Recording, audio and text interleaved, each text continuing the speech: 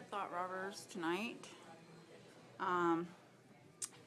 A miniature solo exhibition of mine, and since so many people that I know and love could not come and be with me for this, I thought I'd take a little video of the show just to kind of give you an idea of what I do and who I am. And so quickly I'm going to show you this right here is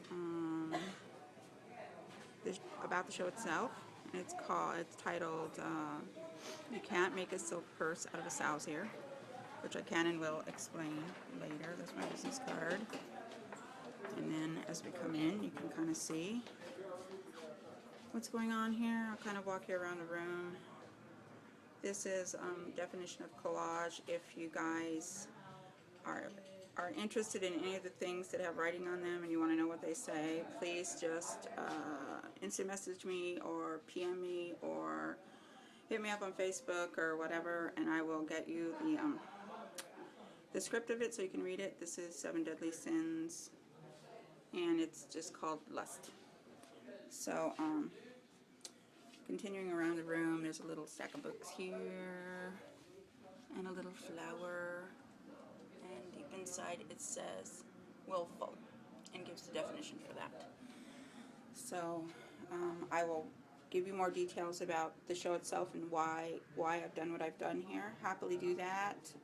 I'll include it in the comments on this or the description of it. So here's my QR code in case somebody wants to find me, and some fun little odd things on the desk. And these were left here so that people could write things to me, thoughts, observations. That's a little thing that talks about who I am and what I do and where you can find me.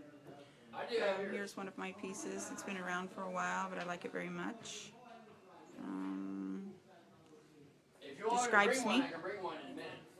And then some more things about me. And this I'll talk about a little bit later. But then as we come around here and we go down, there's a little mouse in the shoe. Hi, mouse. And a dress on a twig hanger. This is one of those things that I made out of nothing. It was a pair of pants and a plastic rosary and some seam binding. I really love to make things out of nothing, seemingly nothing. There's one of my little suitcases that I've made. And I'm going to show you some of the art pieces themselves and talk a little bit about why I used such unconventional canvases. There's a reason for that, but I just wanted you guys to see some of the pieces themselves. And then it's a short story is up there, you can see. And this was supposed to look like a little antique vanity in a tiny little flat somewhere. Sad and forlorn. There's me, hello! And then some more pieces over here. They're all titled, they all have tiny little stories. Some of them have things written on the back or the inside of them. She's kind of interesting and dangerous. And then you can see here that this was another wall, the fourth wall of the studio that I'm in. It's Thought Robbers Gallery, by the way. It's 520 Fremont Street in Emergency Arts Building. It's pretty wonderful. The blue light was for effect. That's another piece right there that says all we need is love. Untamed.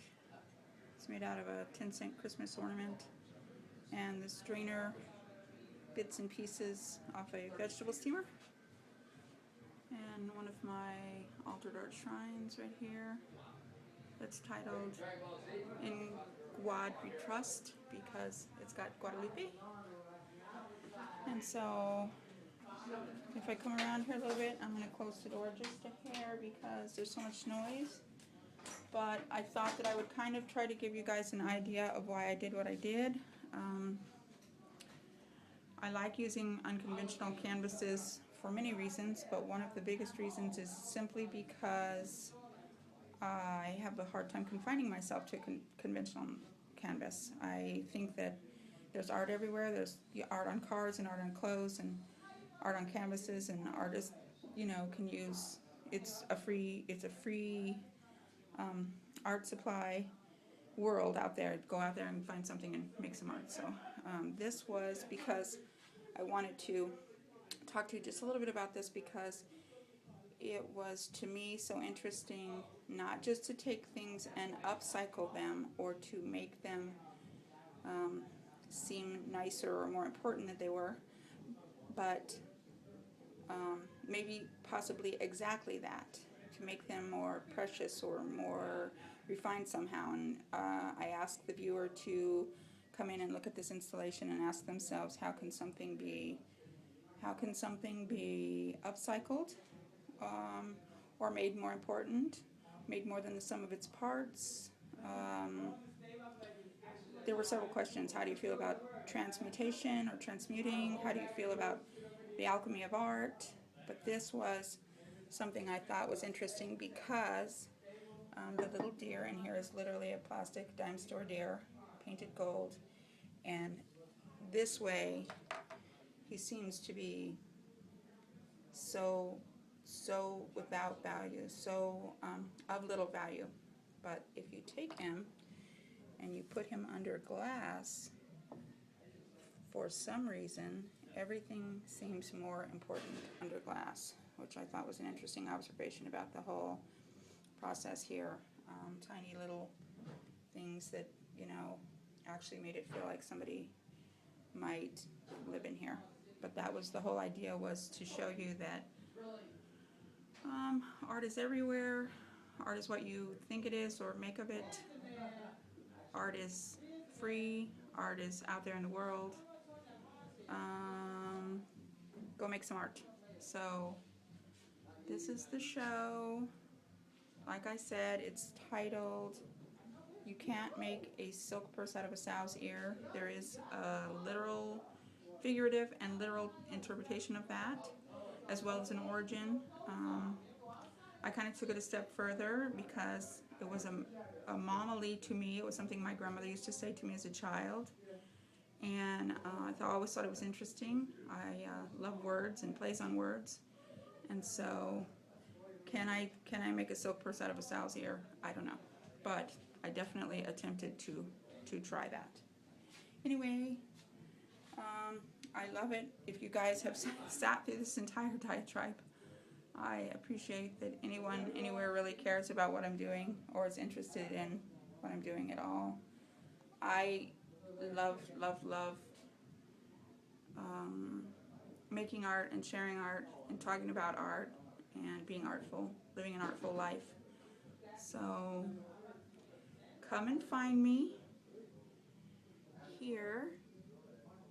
I'm on Instagram, Pinterest, Twitter. I have a Flickr blog. I have a Tumblr blog, and I have an actual webpage, Facebook webpage for G-Spot Gallery and Boutique. So come find me. I invite any and all conversation, and would love to talk to you about anything you'd like to talk about. So thank you again for coming. Love you. Bye.